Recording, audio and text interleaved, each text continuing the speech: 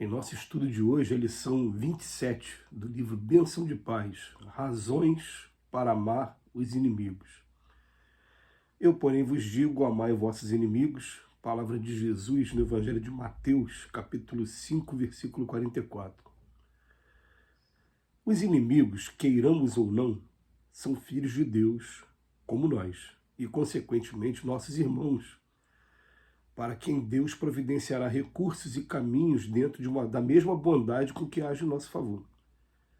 Temos muito a dever aos amigos pelos estímulos com que nos asseguram o êxito na vida, mas não podemos esquecer que devemos bastante aos nossos inimigos pelas oportunidades que nos proporcionam no sentido de retificarmos os próprios erros. O adversário é mais propriamente aquele que sulca a nossa alma, a afeição do lavrador que cava na terra, a fim de que produzamos na seara do bem.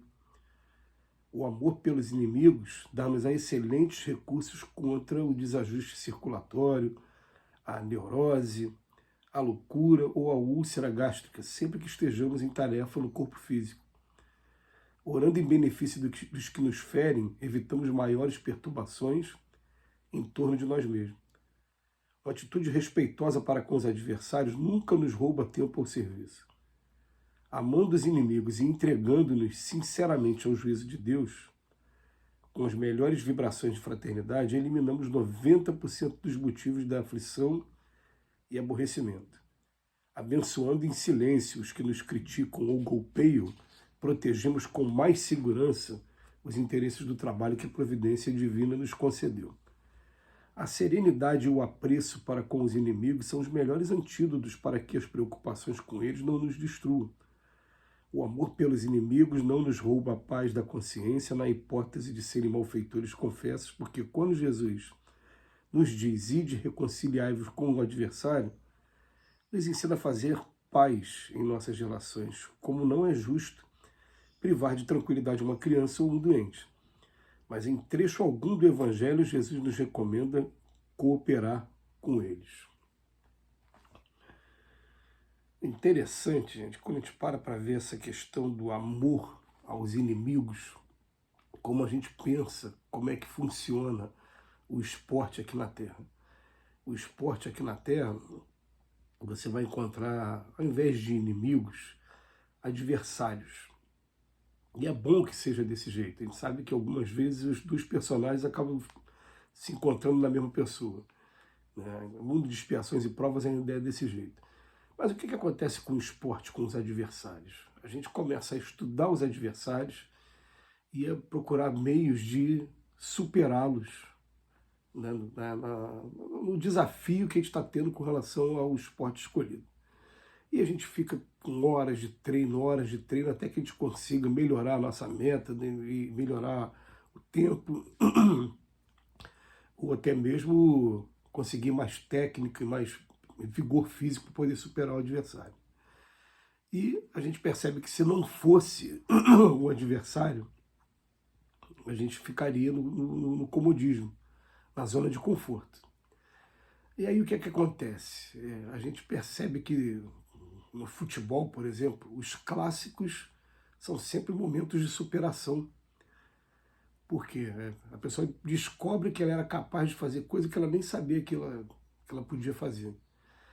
Da mesma maneira, vocês vão descobrir, nós vamos descobrir com o tempo, que os nossos inimigos, como Emmanuel começa falando para a gente aqui, a gente queira ou não, eles são filhos de Deus também, e também vai ter as mesmas oportunidades de progresso que nós estamos tendo.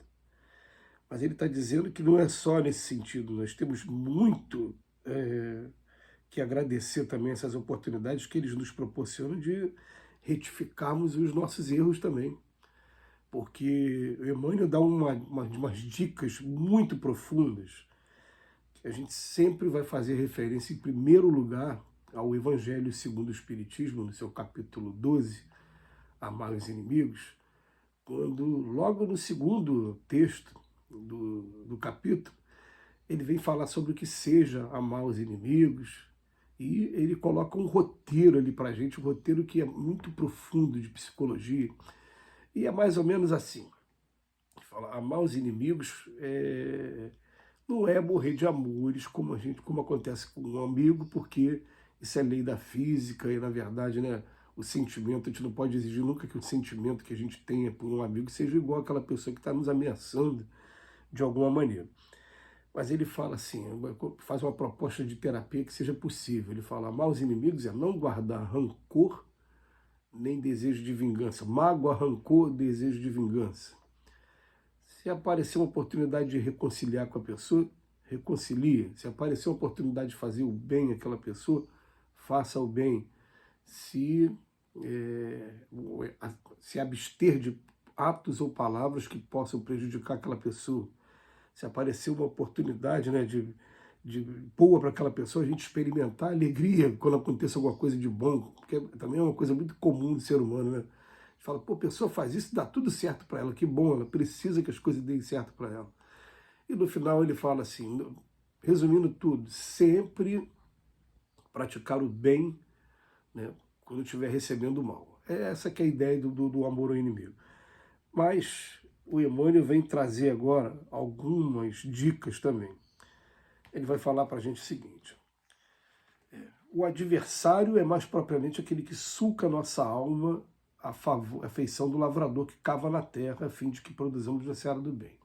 Então o adversário está sendo a enxada que está cavando a terra da nossa alma, o buril que está burilando a estátua que um dia nós vamos nos formar aqui. Enfim. Depois ele fala, o amor pelos inimigos dá-nos a excelente recurso contra o desajuste circulatório, para o nosso bem mesmo, para esse corpo físico, esse vaso mesmo, circulatório, neurose, loucura e úlcera gástrica.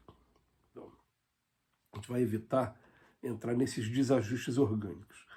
Depois ele fala, orando em benefício dos que nos ferem, evitamos maiores perturbações em torno de nós.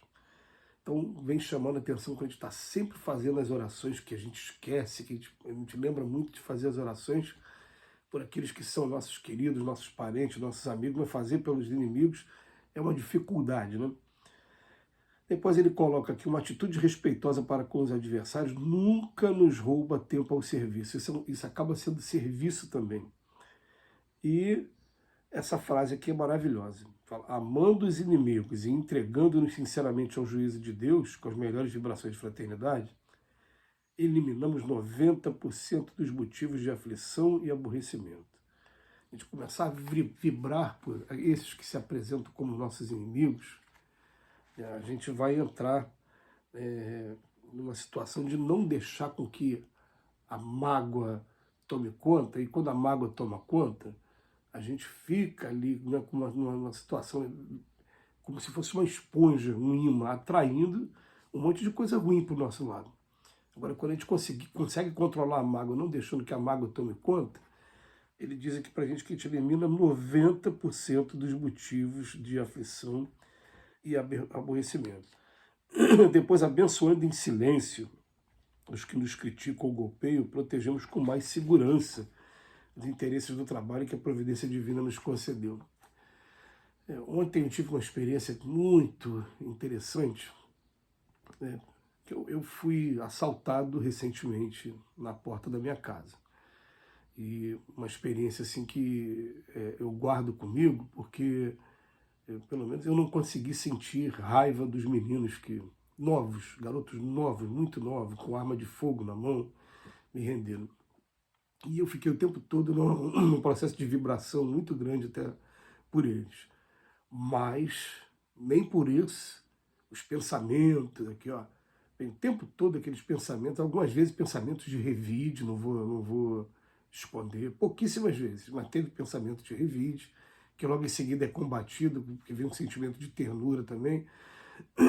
Mas ontem eu passei por um menino muito novo andando de bicicleta, e ele de pé descalço naqueles pedais da bicicleta que machuca o pé. Eu falei, rapaz, você vai para casa assim? Vai, é. Ele me chamou de tio, tio. E ele falou que estava indo para uma região que é uma região, uma comunidade muito carente aqui perto da minha casa. No final ele falou, me chamou de tia e apertou minha mão. E eu falei, meu Deus, olha os meninos que precisam muito do nosso carinho, muito da nossa vibração, para daqui a pouco não entrarem nesse caminho do crime. Que Jesus nos abençoe hoje e sempre.